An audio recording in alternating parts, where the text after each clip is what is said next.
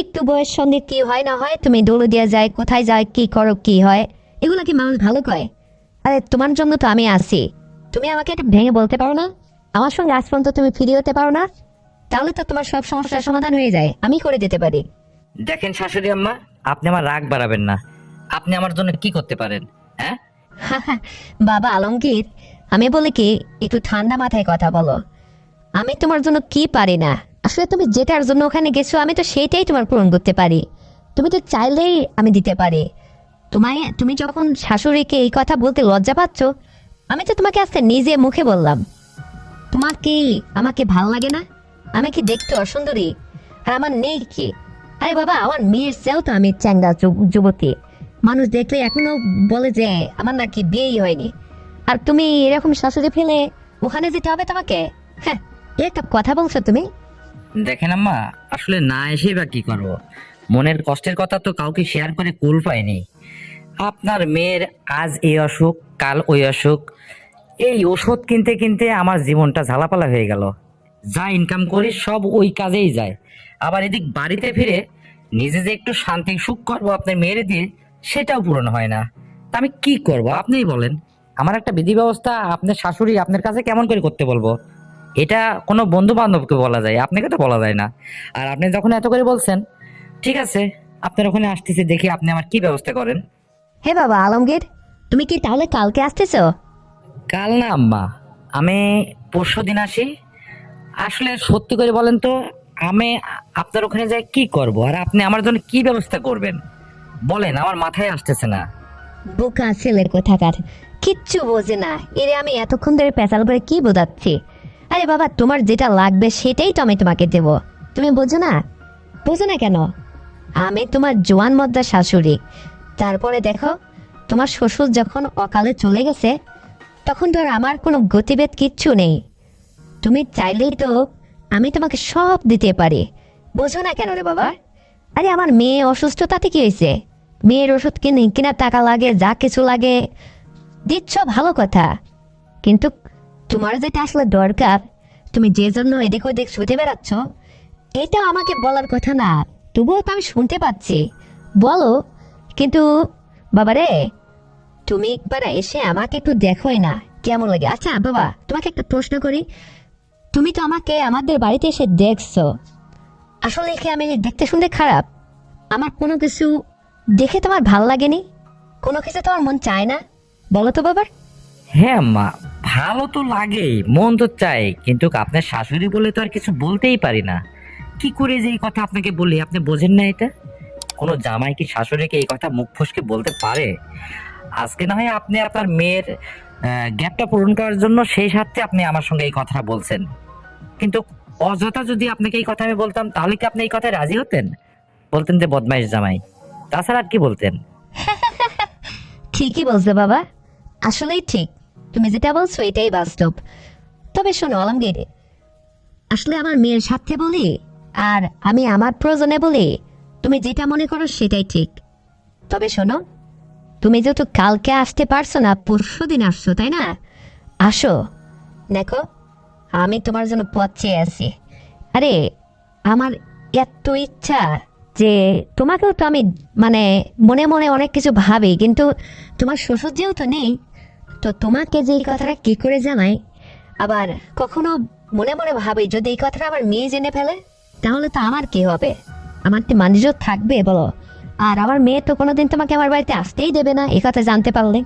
শোনো বাবা, খবরদার, তোমার আর আমার এই সম্পর্কের কথাটা মেয়ে যেন কখনো বুঝতে না পারে, এটা মাথায় রাখবা তুমি। আরে তুমি আসো না, তোমার যখন দরকার শ্বশুর বাড়ি আসতে তো আর তোমার নিষেধ নেই। যখন খুশি আসবে, যত তোমার লাগবে, ওই তোমার এদিক ওদিক কোথাও যাওয়া লাগবে না, আমাকে করবে এসে। আমি তোমাকে সবকিছু উজাড় করে দেবো। আরে আমার মেয়ে হ্যাংলা পাতলা হয়েছে আমার পেটে কেন, এটা আমি জানি না। দেখো না, আমি কত সুন্দর সুরল শরীর স্বাস্থ্য আমার, কত সুন্দর উঁচু লম্বা ফিট ফিগার। আর তোমার মতো এরকম ইয়াং জামাই, এইরকম উঁচু লম্বা একটা হ্যান্ডসাম একটা জামাই থাকতে, তোমার শাশুড়ি এভাবে দিনের পর দিন অনাহারে থাকবে? শ্বশুর নেই বলে কি তার কোনো কিছুই কপালে জুটবে না? তাকে হয়? হ্যাঁ, আমি মনে করি আলমগীর, তুমি আমার সব আশা পূরণ করবে, একদম নিরাশ করো না। বাবা তুমি আসো, দেখবে তোমারও ভালো লাগবে। আবার তোমার যে অভাবটা ছিল সেটাও পূরণ হবে, আমার মেয়ের উপরেও কখনো এতটা প্রেশার যাবে না। ও অসুস্থ আছে ভালো কথা, থাক না 6 মাস, দরকার কেউ কাছে থাকা, আমি তোমাকে চালিয়ে নেব, সমস্যা কোথায়? আরে বাবা, একটা বার শুধু তুমি এসে দেখে যাও, তখন তুমি বলবা যে শাশুড়ি আম্মা এত সুন্দর লাগতেছে, আমি কালকেই আসবো, বা একদিন আসলে তোমার এখান থেকে 2-4 দিন না থেকে আর যাই কেমন চাইবে না। এটা আমি গ্যারান্টি তোমাকে বলতেছি। কারণ আরে বাবা, আমি কতদিন এভাবে অনাহারে পড়ে আছি, দেখো না, আমার তো লাগবে, আমি কার কাছে যাবো এই সময় বলো? এখন মেয়ে বিদিছি, তুমি আমার মেয়ের জামাই, এখন তুমি যদি আমাকে এইভাবে ঠিকঠাক মতো চালাইতে পারো, তাহলে তোমারও হলো, আমারও হলো, মান ইজ্জতে বজায় থাকলো, মানুষে কোনো কটু কথা আমাকে নিয়ে বলার সুযোগটা পাইলো না। আরে আমার এক দেবর আছে, সে এসে আমার কাছে ঘুরঘুর করে, চান্স নেই, বলে যে ভাবি কেমন আছেন, দিনকাল কেমন চলতেছে, মানে নানান কথার ফাঁকে সে ওইটা আসলে পাওয়ার চেষ্টা করে। আমি তো এইগুলো বুঝি, কিন্তু ওকে কোনো পাত্তাই দিই না, কারণ ও একটু মুখ ফক করে আছে, ও একটা কিছু করলে মানুষ আলো সেটা যে বলে দেয়। ওর নামে গ্রামে কত সালিশ বিচার হলো, এই জন্যই তো ওকে ধরা দিই না, আর তেমন কোনো মানুষও খুঁজে পায় না। এই জন্য বলতেছি, আসলে তুমি যেটার জন্য ধিক্কার দিয়ে এদিক ওদিক ছুটে বেড়াচ্ছ আমি শুনতে পারলাম, তো এই জন্য তোমার কাছে আমি দাবি করতেছি, আমার কাছে থাকতে কেন তুমি এদিক ওদিক যাবে? আরে আমাকে চুটিয়ে করে, মানে একদম ইয়ে করে ফেলো, কোনো সমস্যা নেই, আমি তোমাকে পারমিশন দিলাম, দেখো তোমার অনেক ভালো লাগবে। আরে আমার এই না করতে করতে সব কিছু কেমন যেন ছোট হয়ে গেছে, বুঝতে পারছো? তোমার খুব ভারী মজা লাগবে, তুমি আসোই না।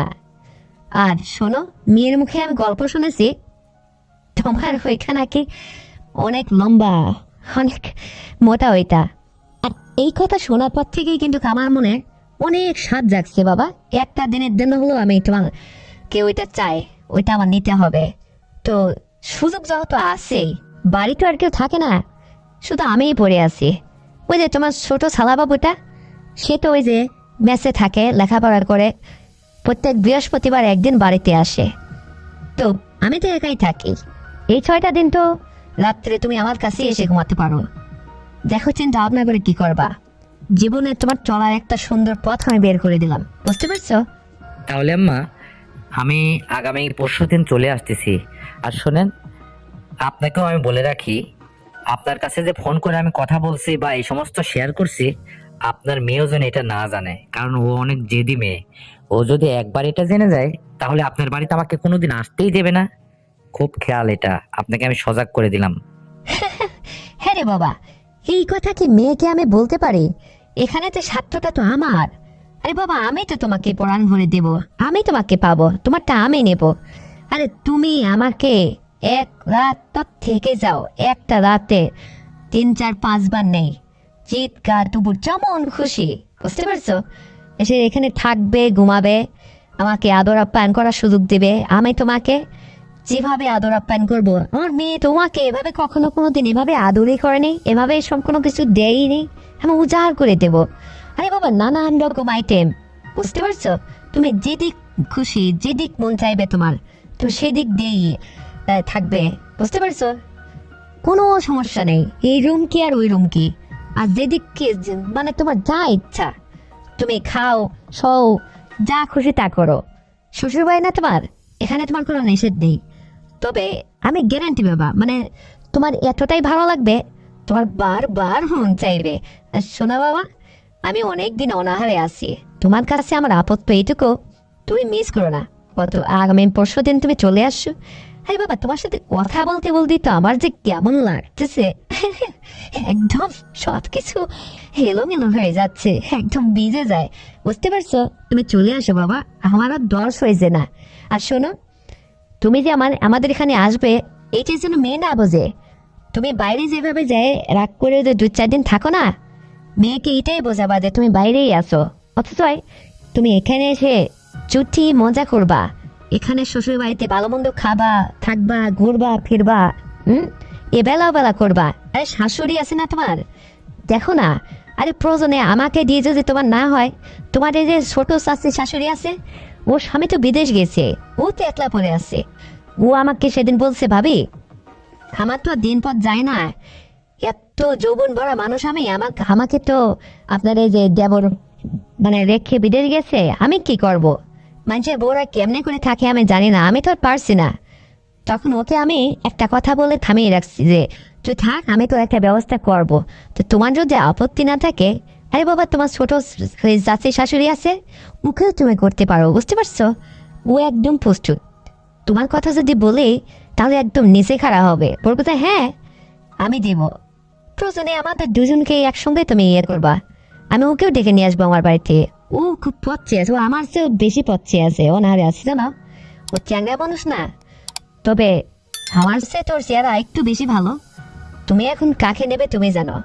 তবে তুমি চাইলে দুজনকেই একসঙ্গে থাকতে পারো, আবার আমার বাড়িতেই থাকবা, যখন খুশি তোমার ওই চাচির ছোট চাচির শাশুড়িকেও ইয়ে করতে পারো, আমাকে কোনো নিষেধ দেও, ও তোমার জন্য থাকলো, বুঝতে পারছো? তুমি চলে আসো নিশ্চিন্তে, তোমার অভাব আছে নাকি? তুমি এদিক ওদিক যাও খালে।